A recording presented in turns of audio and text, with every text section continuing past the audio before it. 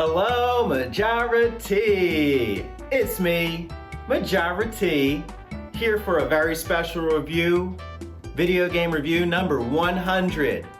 But another thing that makes this episode special is I got a special guest to review it with me. Come on in, Pops. All right. How you doing? I'm great, Dad. Great. Nice place you got here. Oh, yeah, it's so familiar. I don't know what it is. Nostalgia? Yeah, it's a flashback. We're having a flashback. Yeah, speaking of flashback, we're flashing back to my first video game ever, Pokémon Snap. And it's probably one of my last video games ever. I started video games back when there was Pong, the very beginning of video, straight through the arcade age. And then the last videos I ever did was with you, this one and Mario Golf and one or two others, but that was it. Yeah, well, they're not too different. Pong, Pokémon Snap. Well, no, it's got the same letter at the beginning of it, but yeah, there really is a distinction between different kinds of games. You know, Pong is just it's like a sport, like tennis or something like that. So it's competing against an opponent, as opposed to those kinds of games that are like, some character has to keep walking through things and not getting killed, or kill things and not getting killed. There's so many different kinds of games. This one is a very unique kind of a game, and it has a purpose, but it's not competitive, it's not violent. So I always loved this game, and I was glad to be able to share it with you. It's not violent until you throw the apple at the Pikachu.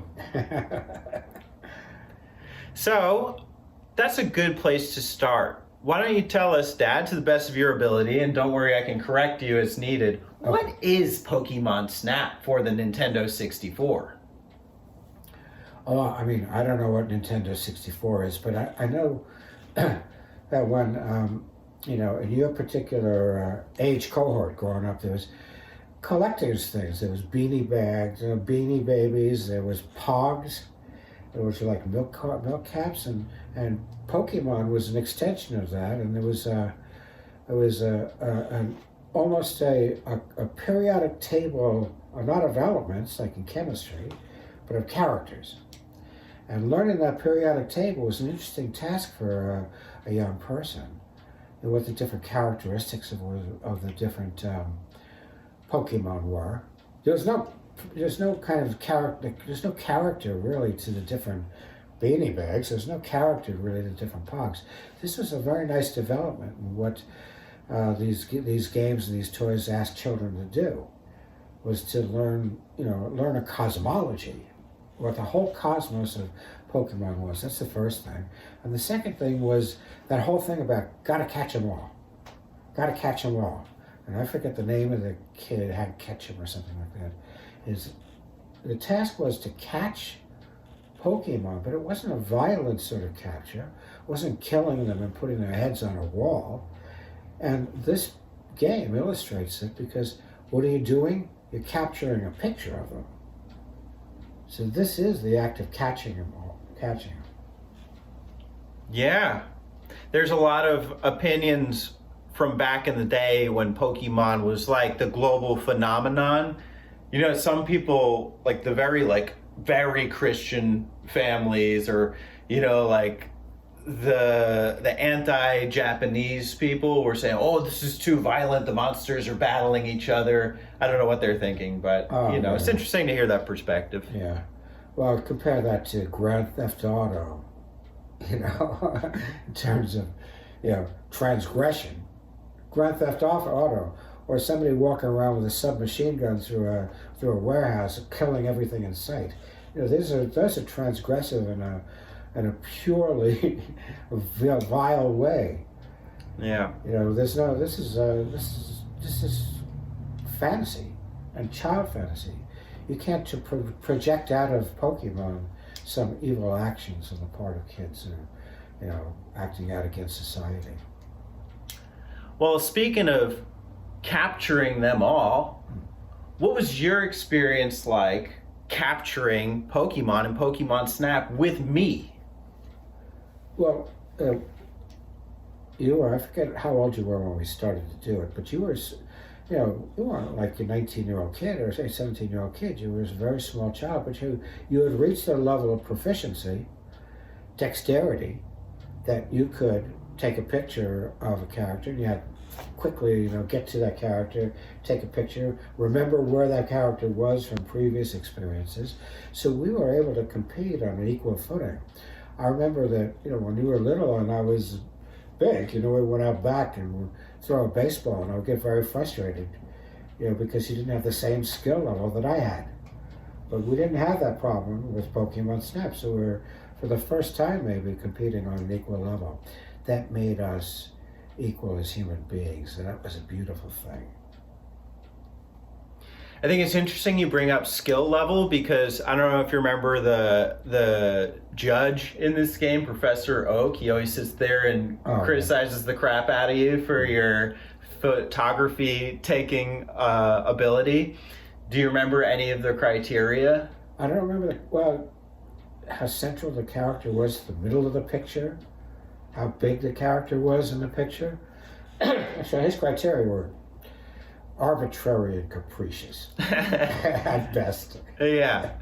And no matter what, he always says, wonderful. Yeah, that's right, yeah. Although he did have a sense of an interesting shot, was one of the things he would mention. So it was possible. And that was the only thing that I was interested in, was getting the thing where it was maximum expression in what it was doing. That moment when Snorlax was pulling a fish out of the river with his tail. That one's Slowpoke, but I'll give it to you. Oh, okay. He was on the screen earlier. Was it Snorlax? Snorlax is sitting there sleeping, and then if you like pester him, he'll go like. Or if you play the flute, he'll go like. Oh, that's right. Yeah. There's characters that, you know, just came out and did their thing right away, and they're cute, and you wanted to capture them. Like when you came out of that cave, or near the end of the cave, there was a Jigglypuffs, I think, and they were little and pink, and they were Jigglypuff. They were singing, and you just like wanted to scoop them up. But then there was some characters that were completely boring. There was something that was like in a cocoon. You know, it was like a half-moon-shaped cocoon, and it was hanging by a thread from something. And it was like, I don't even want, you know, I don't even care about it. Why do I want to capture this? Yeah. Professor Oak, he loves those Jigglypuffs too. He gives you extra points for singing Jigglypuff. Yeah. He doesn't like dying Jigglypuff or crying Jigglypuff. No, I don't either. I'm with him on that. Excellent. And what's the Psyduck? I always loved Psyduck.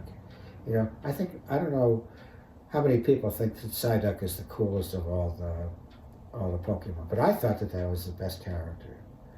You? My favorite character to capture a photo of in this game,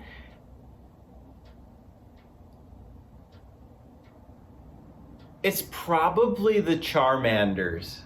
The Charmanders? Well, doesn't one of them turn into a phoenix, like a huge, rise up, and it's got like rainbow wings? That's Charizard. So you have to. So the whole family, and they don't do this with the other starter Pokemon. Like you can see Bulbasaur and you can see Squirtle, but in the Volcano stage, you can see Charmanders who will call a bunch of other Charmanders to squat up and then just start like barking and like howling at the moon, Ozzy Osbourne style.